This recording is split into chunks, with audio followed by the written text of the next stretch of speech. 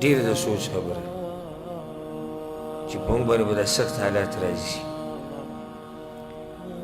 د ټول اولنی سخت حال دا دی چې د مرګ دا ګوټ کول دا ډېر ګران کار دی، چې کله زما او ستا نه ساه وځي او روح رانوځي او ملک الموت راشي او د هغه سره نور ملایک راشي. هسې سوچ وکړې دې خبرې ته چې د ځان له ورته سوچ وکړه لږ خیر دی دنیا دې سوچونه به لږ ځان فارغه کړي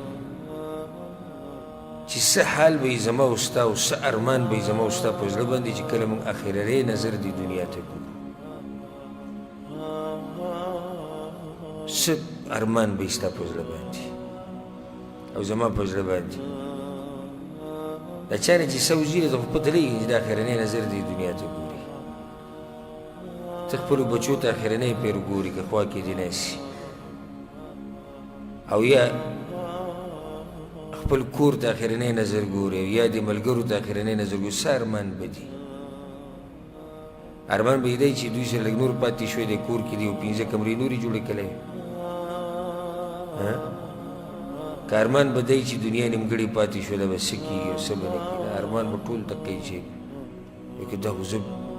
په خوب کې ویده وم اوس را بیدار شوم دا خو زه تباه شوم. چې د اخرنی نظر دا ډېره د سوچ کو ډېره جوره خبره ده، خو د هغه چا دپاره چې لمن کان له قلب، د چا چې زړه ژوندی د هغه دپاره دا د سوچ خبره ده چې اخرنی نظر یو انسان دی دنیا ته ګوري د په زړه به څه ارماني، څه سوچ به یې ده، څه فکر به یې ده. او بیا قبر کې اولنۍ شپه دا ډېرې سختې مرحلې موږ ته پرتې دي، ورب الکعبه ډېرې سختې مرحلې. او دا نه چې نه به راځي، دا یقیني خبره ده چې دا به راځي. په مرګ کې ګوره د هېڅ چا اختلاف نشته. ملحدین هم دا خبره مني چې مرګ به راځي، ملحدین هغوی هم دا مني. نو د مرګ دا راتګ موږ ته پروت دی، بیا په قبر کې اولنۍ شپه موږ ته پرته ده. څه یعنې دې ځای کې بیا دا ډېره د سوچ خبره ده چې کله دا مړی ښخ کړی شي او دا خلک ترې واپس ځي، پیغمبر صلی الله علیه وسلم د قدمونو اواز اوري د خلکو. هسې زما او ستا به څه احساس وي دغه ټیم کې چې کله دا خلک رانه واپس ځي او موږ یوازې پاتې کېږو. څه یعنې دا خو ډېر ناشنا وخت وي او ډېر سخت وخت وي چې د پاسه خاورې لاندې خاورې ښۍ ته خاورې ګس ته خاورې او د خاورو دا ډېرې د باندې له پاسه ودرې او دا خلک دنه واپس ټول روان شي سره د هغه بچو چې تا د هغوی دپاره هغه دین هم پرېښودی دی او هغه دینداري دې پرېښودی دی، سره د هغه شهرت او دا دبدبې او د هغه ګاډو او سره د چوکیدارانو او سره د هر څه تا نه واپس لاړ شي او ته د قدمونو اواز اورې او یک یوازې الله ته پاتې شي. څه ناشنا وخت به هغه چې کله اولنۍ شپه په موت باندې راشي په قبر کې، او ډېر ګران وخت ډېر ګران وخت دی. او د هغه چا دپاره ډېره د خوشحالۍ شپه ده چې څوک په دغه امتحان کې کامیاب شي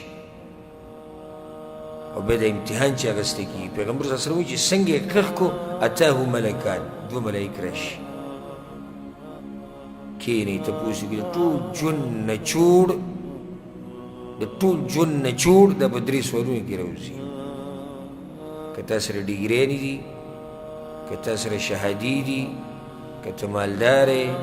که نسب دې اوچت دی، که ښایسته یې، که زورور یې، که مشهور یې، که معروف یې، که هر څه د هر څه سیټ ته کېده. په دغه 3 سوالونو کې به د هر څه پته راکړي، د هر څه سیټ ته کېده، د یو هم په قبر کې تپوس نه کېږي. 3 سوالونو کې ستا د ژوند ټول نچوړ به راوځي. دا 3 سوالونه دا نه چې یو سړی وایي چې دا خو به زه اسان دی جواب به ورکړم. دا هغه څوک جواب ورکولی چې الله ورله توفیق ورکړي، او الله توفیق هغه چا له ورکوي چې په ژوند کې کوشش کړی، محنت یې کړی، د آخرت ته ګټلو دپاره یې محنت کړی، په ژوند کې کوشش کړی، هغه سړی جواب ورکولی شي. ټوله ورځ دې سړی په دنیا پسې منډې وهي، اعراض دې کوي د الله د دین نه، د الله د کتاب نه مخ اړولی، د پیغمبر د حدیثو نه او دینداري پکې نشته او زه به جوابونه ورکوم. دا جواب ایمان غواړي، دا جواب تقوا غواړي. د دې قبر نه بیا راپاڅېده هغه بیا بله مرحله ده حدیث کې راځي چې کله د مؤمن په دې امتحان کې پاس شي او الله آواز وکړي چې ده ته د جنت تولۍ واچوي د جنت کړکۍ ورته کولاو کړي نو دی په مخې ته که دعا غواړي وي ربي اقیم الساعه ای الله قیامت راوله ولې دا دعا غواړي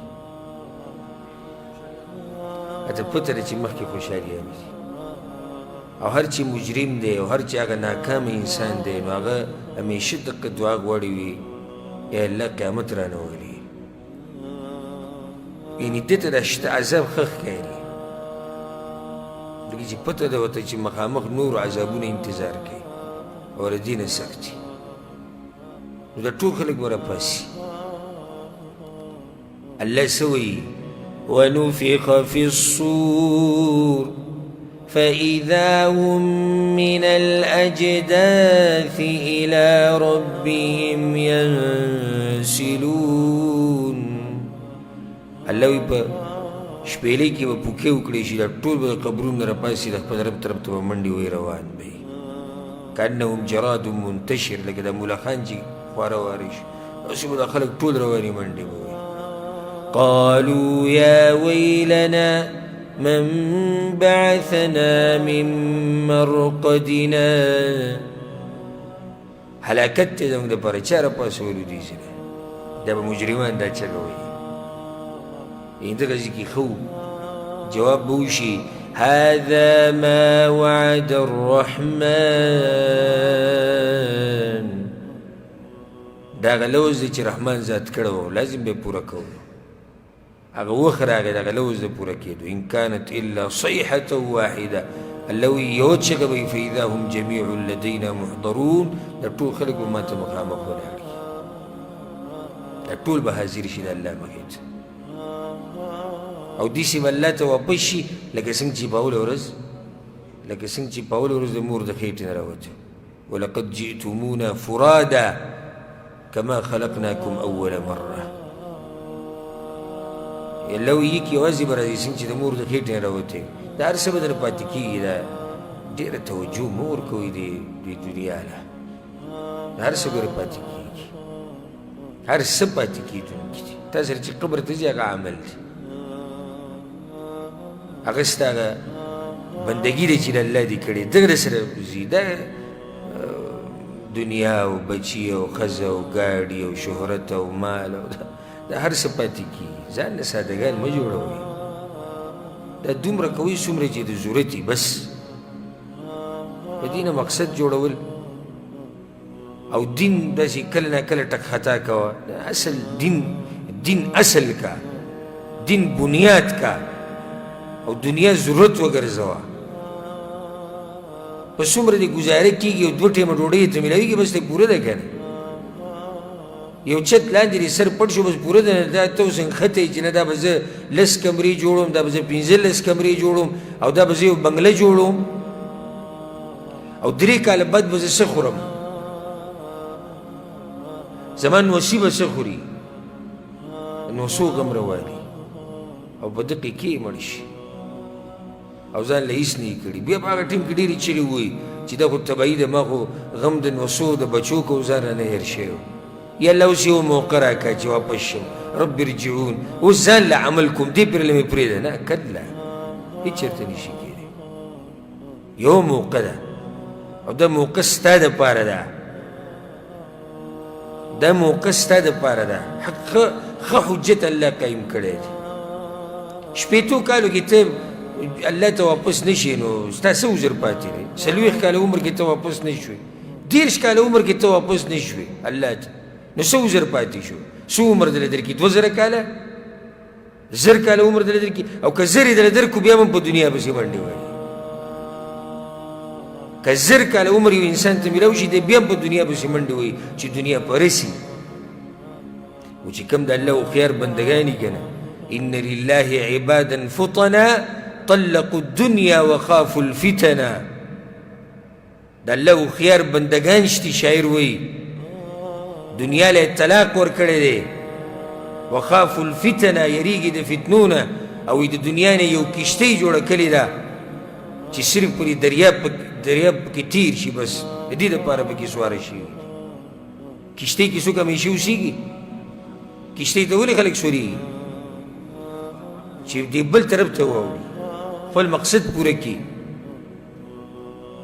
ضرورت پوره کړي. نو د الله هوښیارو بندګانو د دې دنیا نه یو کشتۍ جوړه کړې ده، بس خپل مقصد پې کوي،